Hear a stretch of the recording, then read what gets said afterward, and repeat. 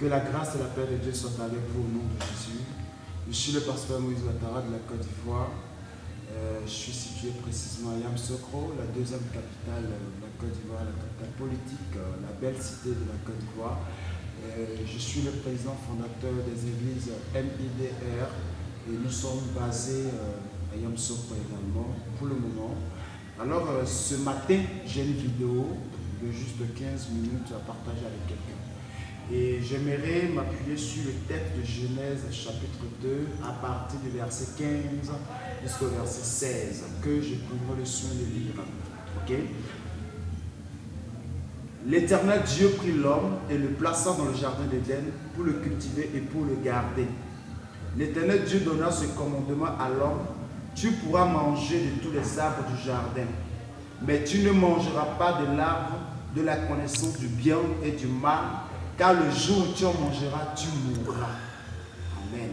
Seigneur, bénis une personne, bénis quelqu'un qui regarde ces instants-là. Je crois que tu parles à la personne au nom de Jésus. Amen. Je veux parler de la mort spirituelle. Je veux parler de l'arrêt de vie spirituelle. Parce que nous avons deux vies. Il y a la vie spirituelle, il y a la vie physique. Et Dieu parle à Adam, notre patriarche, le premier homme, celui de qui nous sommes descendus, et non des singes. La Bible dit que Dieu fit l'homme à son image. Je suis l'image de Dieu, tu es l'image de Dieu. Tu n'es pas une descendante d'un singe quelconque. Parce que les singes existent, ils continuent d'exister, nous continuons de les abattre. Il n'y a pas un qui se transforme en singe. Donc tu es à l'image de Dieu. Amen. Ok. Donc je parle de la mort spirituelle.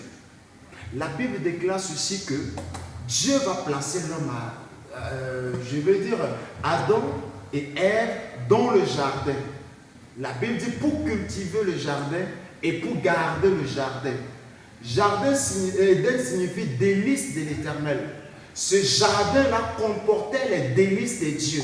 C'était un lieu merveilleux. Et Adam y était pour l'éternité. Mais la Bible déclare que Dieu plaça un arbre. Et cet arbre comportait en lui le mal et le bien, ou le bien et le mal. Ce n'est pas Dieu qui a créé le mal, mais le mal a été fait depuis les cieux, par la rébellion de Lucifer. Et la Bible dit l'arbre a été là, à Éden.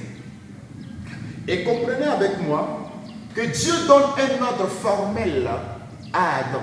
Le jour où toi tu mangeras cet arbre, tu mourras. Adam a méprisé cette parole de Dieu. Et la Bible dit que Ève et Adam mangeaient le fruit. Mais ils ne sont pas morts le même jour qu'ils ont mangé à la logique humaine. Parce qu'un jour égale à 24 heures. Mais devant le Tout-Puissant Dieu, l'Éternel, un jour est égal à 1000 ans. Parce que quand nous lisons Genèse le chapitre 5, verset 1 jusqu'au verset 3, nous voyons que Adam a vécu 930 années. Alléluia. Je veux dire à une personne, le péché nous sépare de Dieu. Genèse 2, la conversation entre Adam et Dieu se sont arrêtés en Genèse chapitre 3. Au verset 9, Dieu appela Adam et lui dit: où es-tu? Il dit: j'ai entendu ta voix, je me suis caché. Raison pour laquelle beaucoup ne vont plus à l'église aujourd'hui. Beaucoup ne sont plus sensibles à la voix de Dieu. Ils sont morts spirituellement. Je suis venu t'annoncer que cette parole va créer la résurrection, va créer un réveil spirituel de ta vie.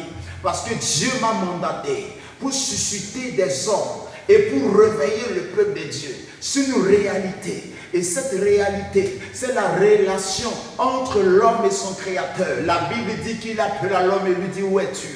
Cette question se pose à quelqu'un ce soir. Où es-tu par rapport à ton Dieu? Où es-tu par rapport à ton roi? Où es-tu dans la prière? Où es-tu dans la lecture de la Bible? Où es-tu dans la sanctification? Où es-tu dans la vérité? Oh my God, je vois cet homme de Jean, dis mon bien-aimé que j'aime dans la vérité. Le mensonge a pris ton cœur et tu n'as même pas un seul instant de vérité au bout de tes lèvres ni dans ton cœur. Parce que simplement la Bible dit que celui qui ment est né du diable.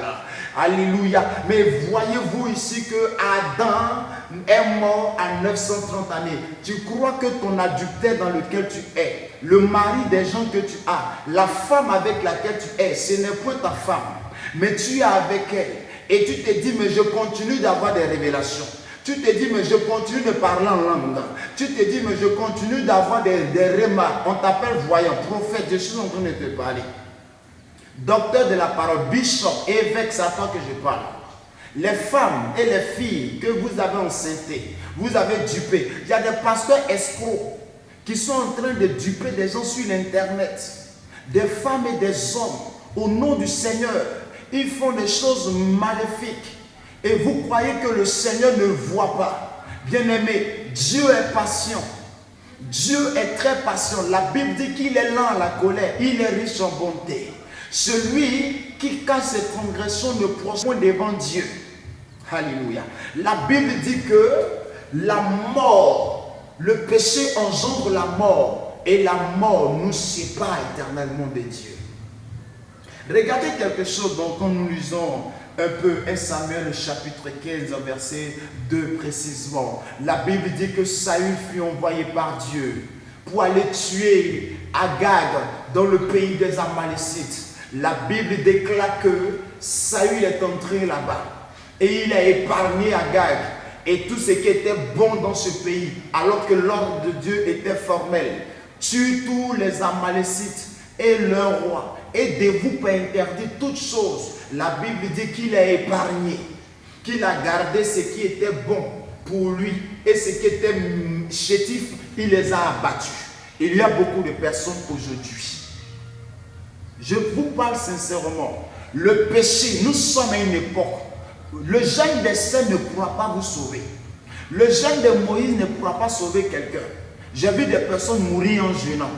Mais j'ai vu des personnes proclamant les paroles de Dieu et la vie de Dieu leur a été donnée en abondance. Le péché tue. Le péché sépare l'homme d'avec son Créateur. Et la mort s'abat aujourd'hui sur plusieurs ministères.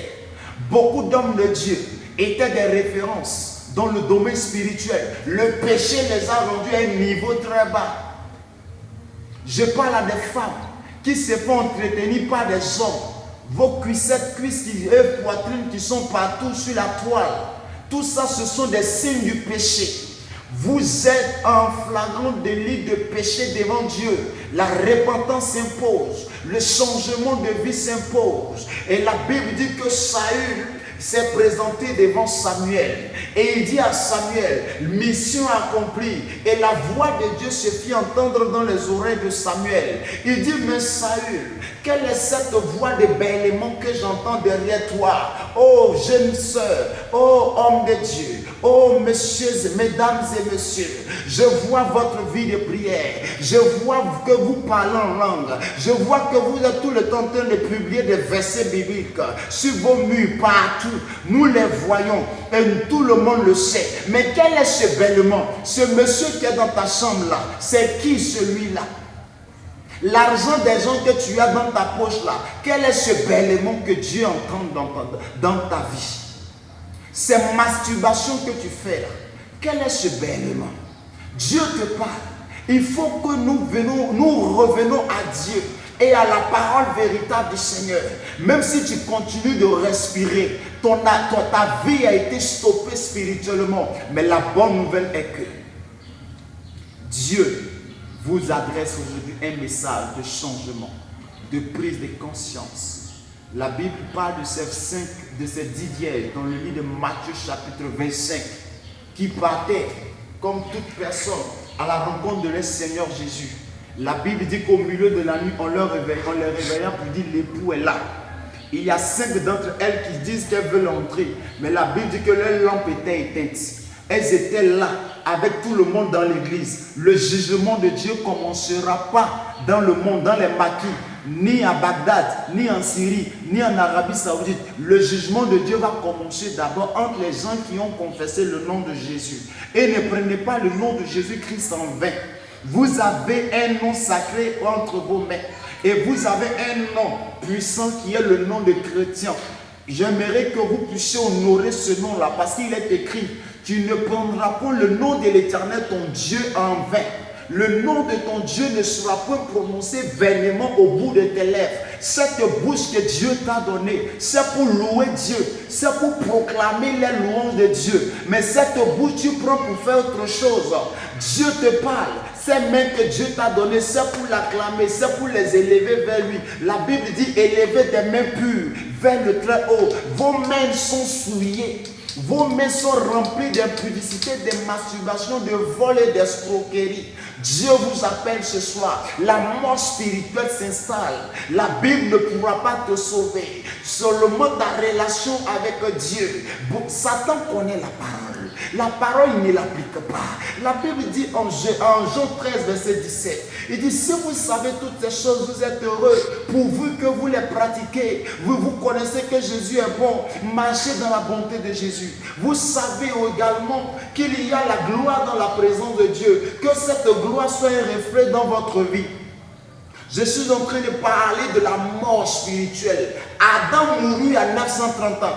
Dieu n'a pas menti. Un jour est égal à 1000 ans devant Dieu. Dieu vous laisse le temps où on voit les méchants prospérer. On voit des méchants, des tueurs, des bandits aller jusqu'à 120 ans, 110 ans. Nous croyons que, au contraire, quand ils font le mal, ils meurent, ils continuent d'avoir longue vie. La patience de Dieu. La patience de Dieu. Dieu patiente envers vous. Aujourd'hui, j'aimerais t'appeler. J'aimerais crier à toi, mon bien-aimé, ma bien-aimée. Te dire que le Seigneur a besoin de toi. L'heure du salut a sonné. Il est temps de faire la paix avec son Dieu. Il est temps de se réconcilier avec le Seigneur. Il est temps d'avoir la paix du Seigneur avec vous. Dieu vous appelle à la communion. Dieu vous appelle à la sanctification. Dieu vous appelle à vous débarrasser du péché.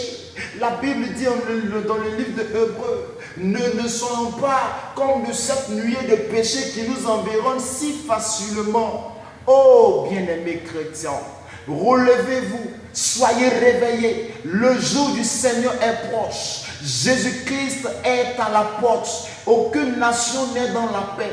La France parle de taux de chômage excessif, sans précédent. L'Espagne parle de plus de 4-5 millions de chômeurs demandeurs d'emploi. Nous voyons aujourd'hui beaucoup de situations difficiles. Les nations sont en guerre. Les sommets ne sont rien. Il y a des maladies que nous ne comprenons pas. Aujourd'hui, le Fils de Dieu est à la porte. Préparez votre vie. Sanctifiez votre cœur. Lorsque Adam mangea le fruit en Genèse 3, verset 1 jusqu'au verset 6, au verset 9, le Seigneur est apparu. Adam était caché avec des figuiers, des branches de feuilles. Et oh mon Dieu, moi, la Bible dit qu'il n'avait pas conscience de sa nudité. Aujourd'hui, l'humiliation et la honte sont sur vous. Vous criez, vous priez, rien ne se passe. Vous croyez que les hommes de Dieu sont faux. Écoutez, on va prophétiser 10 000 fois sur vous. Si vous péchez, cette prophétie ne s'accomplira pas. Nous allons déclarer sur la vie d'une personne que Dieu le bénira.